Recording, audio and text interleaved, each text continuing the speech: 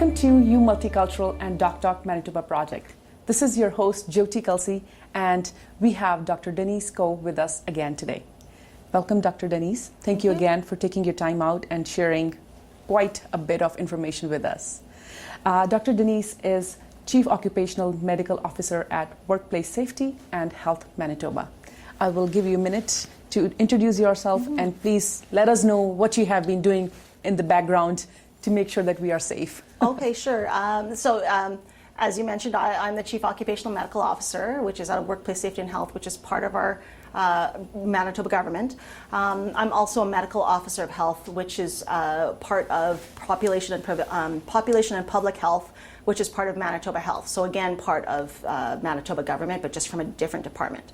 So I've been working with workplace COVID issues, so the public health management of workplaces, workers who are at higher risk of getting COVID, creating guidances, dealing with the high risk, clusters and outbreaks and, anything in between. Anything related to workplaces and COVID, I've been working on it. So. Perfect. So today's episode, we want to focus more on why vaccine, what are the benefits, why not vaccine, why should not somebody get it? There are a lot of questions people are having discussions and asking each other about. So let's start with why should somebody get vaccine? What are all the benefits that you get out of it? Let's unpack that. Sure. The vaccines are safe. They're very effective, and really they're our number one way and only way out of the pandemic. So I think that's important to know that from the beginning. Essentially what our vaccines do, and they're so effective, they are prevent people that are vaccinated from getting the infection, and they're also people who are vaccinated are less likely to have severe disease from if they were to still get it. Right. So the vaccine is not 100% effective. Nothing is, right. But it's very highly effective. And that's why it really is our main and only way to get out of the pandemic. Right. The other control measures are good and decrease risk, but nothing like the vaccine. It's our godsend. Okay. So one might say, vaccine doesn't immunize me 100%. Then why? Right? I know. It is a question people ask. So that's why I wanna address it so we can tackle that. Well, I think it's important to look, when someone's trying to make that decision about whether they're going to get the vaccine, it's important to weigh the risks properly. Right. So if you just magnify the risks that you think are associated with the vaccine and not look at what happens when you don't get the vaccine, you're doing a disservice to yourself, really. And the reason why is because the risks of getting the COVID infection and also having severe disease or death of yourself and your loved ones is much higher than any risk of any complications or side effects from the vaccine. So there has been no research or anything out there for some of the conspiracy theories and things out there that people are saying. So there's a lot of misinformation out there. Right. So again, it's really important to compare the risks properly and ensure that the sources of information that you get when you're making that decision are reliable, trustworthy, based on science, not right. on sort of the internet and what somebody said. It really has to be based on that, and that's because we've never had this infection before. Right. It's brand new, so we have to go with the real data that we have, right. the real cases that we've had, right. And really compare those risks. Exactly. Like you mentioned about comparing, so people do know, and what they're afraid of is, what would happen to me if I get the vaccine? So let's lay it out. Like, what are the risks people can face after they get vaccine, and what are the risks people have right there if they don't get vaccine? Which is I'm looking for what side effects that somebody have after getting vaccine.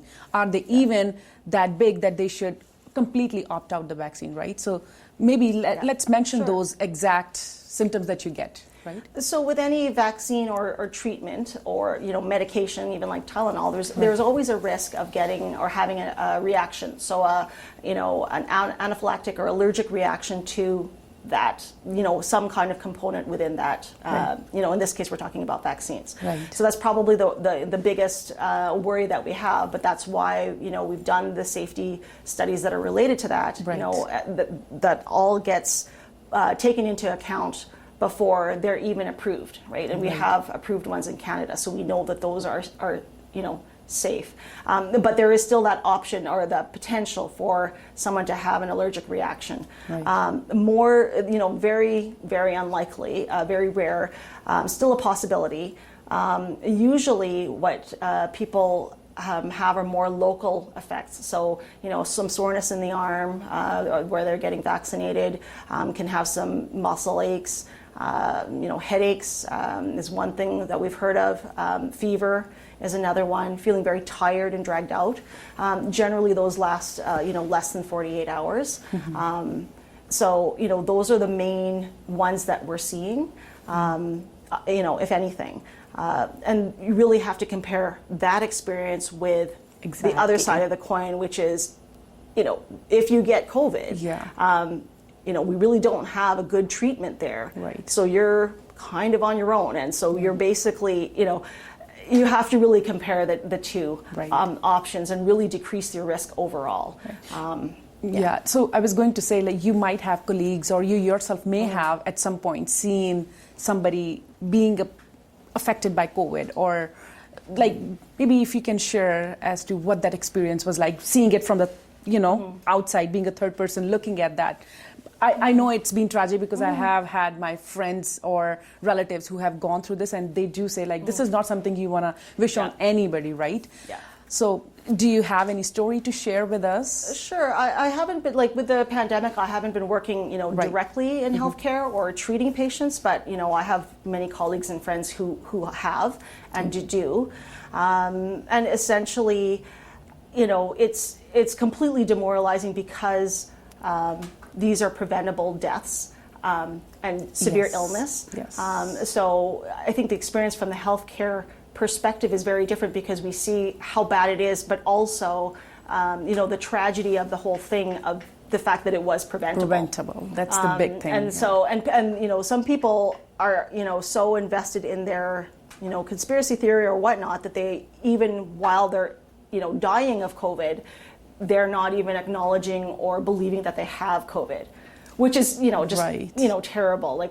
There was nothing that we could have done in those cases, but I mean, they're also, increasing the risk for those around them. So even people that, got vaccinated or, did everything they could to prevent that vaccine, the getting the infection, they can still be at risk from the people who are who are choosing not to get vaccinated. So I think that's probably the biggest, tragedy of the whole thing, is that it is vaccine preventable. It's a very effective vaccine. And so it's almost nonsensical that people are choosing not to get vaccinated. Right.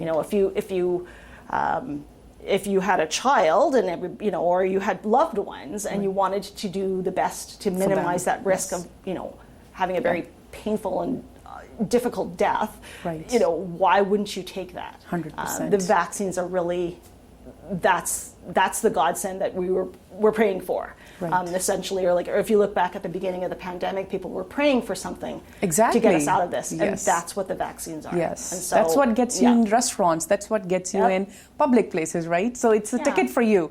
Other than that, those are the smaller. That's a smaller picture. I think the bigger picture is you're helping everybody, not only yourself but everybody. This is a question that I have from my colleague when we were discussing in the green room behind the scenes that. I got COVID, I'm talking on their behalf, I got COVID, I have those antibodies, I don't need vaccine. What do you have to say about that? Well, we still recommend that everyone get the vaccine, including people who've had the infection in the past. There is, we do have evidence that people who've had the infection in the past can still get the infection again. I see. So, having some antibodies are, are somewhat protective, but they're not nearly as protective as the vaccine itself. The vaccine gives you a much greater immune response than having the infection originally. Right. So I guess there is no way out. Get the vaccine. Yes, that is the way out. Yes. So we are bringing in the information, and I guess the decision makers are are the viewers themselves, but we are here to clarify all the questions and make sure that all the rumors are ignored and get the right information only. Again, thank you very much for giving us all the necessary tools and information that we need right now, and we appreciate your time. Yeah, you're welcome. It's my pleasure. Thank you again. I want to also take a moment to thank you, Manitoba government and Doctors Manitoba, who do help all the doctors and physicians in providing an incredible service to our Manitobans. Thank you very much. Stay tuned at Multicultural and Doc Talk Manitoba project for more series and get all the questions answered regarding COVID-19 vaccination. Thank you very much.